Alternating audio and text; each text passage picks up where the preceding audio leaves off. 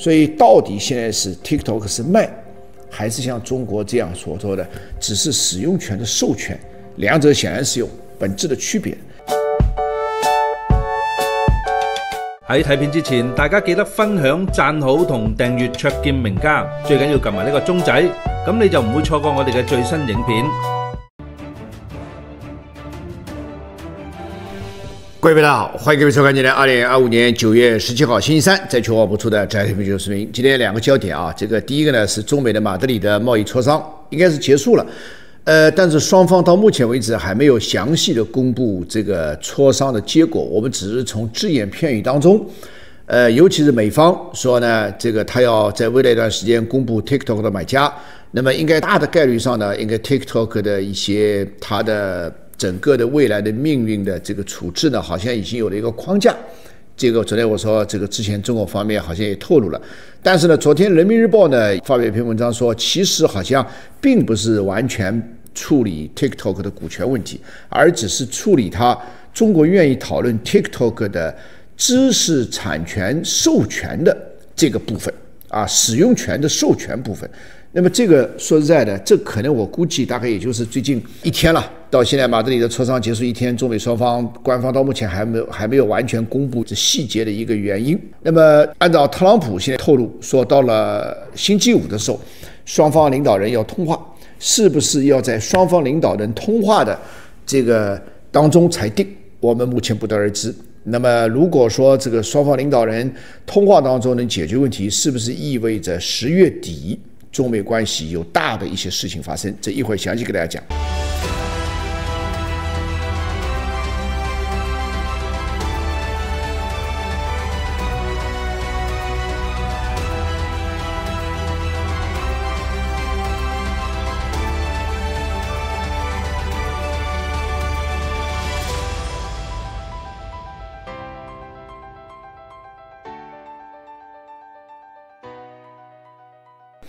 第二个呢，就是今天开始在北京每年一次的香山论坛举行了。今年美国方面是大幅降低了派遣来参加香山论坛官员的这个层级，从去年形成了一个截然的反差。那么这个坦率地讲，跟今年尤其是最近一两个星期在貌似大幅趋缓的中美关系，其中还包含双方的防务关系，是不是有一些冲突？香山论坛从今天开始一连3天在北京举行，这个也非常值得观察。好，长话短说，我们先回归第一个主题啊。这个中美的马德里的贸易磋商一波三折，现在集中是谈 TikTok 问题。昨天我跟大家讲，可能是为了出售 TikTok。当然，目前为止，刚才我说人民日报有一篇文章，大家昨天去看一下，署名终身，它显然是一个意有所指的一个笔名，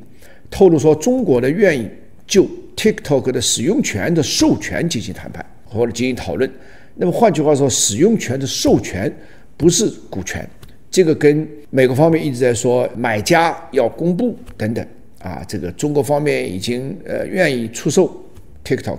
而且终身这篇文章，人民日报这篇文章写得很明显，我们支持所有的企业按照正常的市场规则进行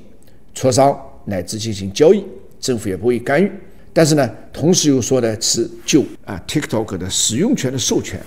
所以到底现在是 TikTok 是卖，还是像中国这样所说的只是使用权的授权？两者显然是有本质的区别。那么特朗普现在说，买家在未来几天就会公布，到底是买家还是使用权授权的接受家，这显然是不同的啊。好，那么现在中方如果说答应或者说愿意做妥协，昨天我说了，其实就是换来美国更大的一个让步。这个让步大概主要是特朗普这个愿意在这个10月底访问中国，据说啊是9月第一个星期的时候，中方向美方发出了邀请，那么特朗普自己也收到了，他也愿意。当然，特朗普能不能来访华，要不要来访华，什么时候来访华，坦率地讲，特朗普最多只能个人说了一半，还有一半他还要听他的团队的，这也是体制的力量。是吧？现在中国方面给他的这个盛情是足够的啊，这个据说是邀请他从北京坐4个小时的高铁，1300多公里的高铁到上海，而且上海呢马上有个进博会，他也许可以参加。据说特朗普本人有意愿，但他团队的认为呢，特朗普年纪大了，恐怕承受不了4个小时的这个高铁。我觉得10几个小时的飞行，10几个小时的时差都能承受了，4个小时的高铁怎么不会承受呢？这显然是特朗普的团队在鸡蛋里挑骨头。挑什么骨头呢？主要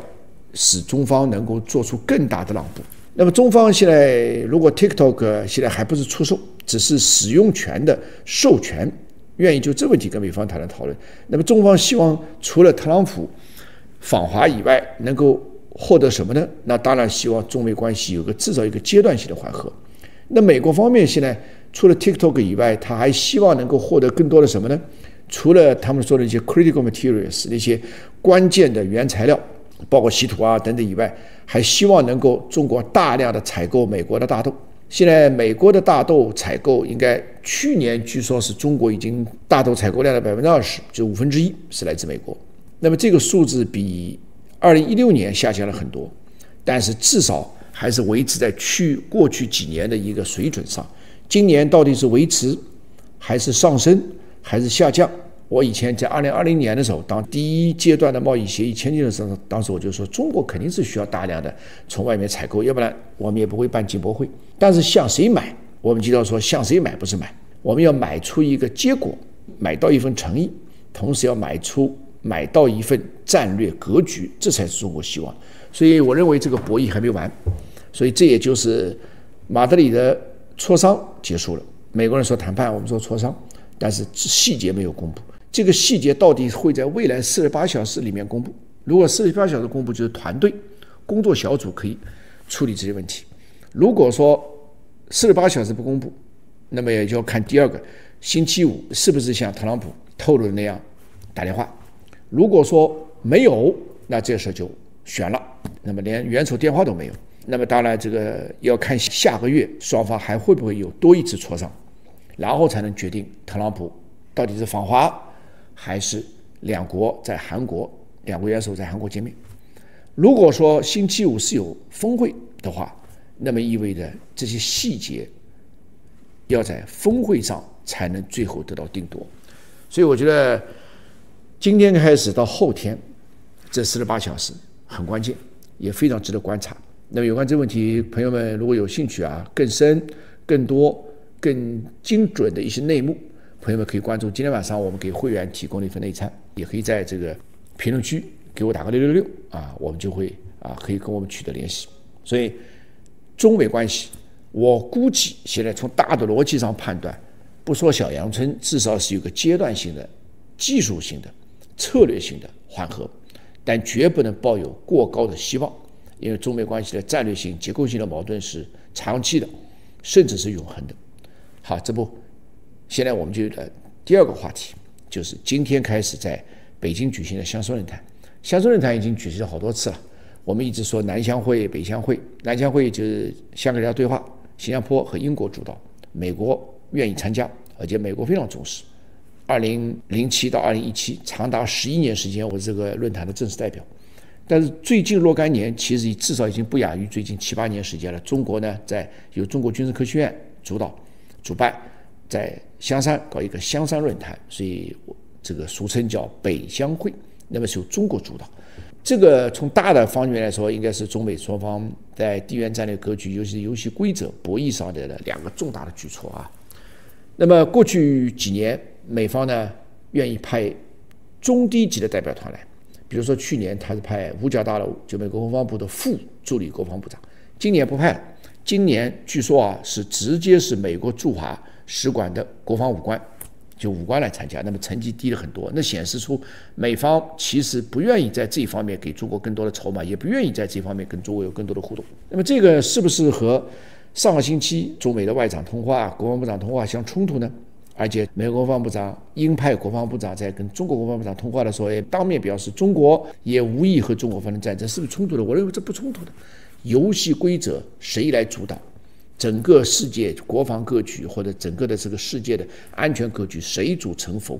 一个就是美国，一个就是中国，或者一个中国一个美国。那么这个跟关系缓和没有必然的关系，所以这才是真正的战略性的、结构性的。至于暂时的，我们称之为小阳春也好，等等也好，策略性也好，阶段也好，都只是暂时的。但是问题是，中美关系以前我一直讲，战略上要放弃任何幻想，战术上要抓住一切可以抓住的机会。其实说实在的，无论对财富企业来说，现在都是如此啊。那么如果说现在开始到明年春节过后，中国大年春节过后这个5到6个月时间里面，中美关系有一个相对比较缓和的局面，包括这次的 TikTok 恐怕也不会马上定。刚才我说了，中方说是使用权授权，美方说是买家，完全不一样。所以现在特朗普又说再推迟3个月，就 TikTok 的买卖问题再推迟3个月。那么中美的贸易磨合会不会再推后3个月，不得而知。但只要是在谈，我认为大概率就有一些缓和。那么当然，从中方的角度来说，一定要利用这种技术性的缓和的环节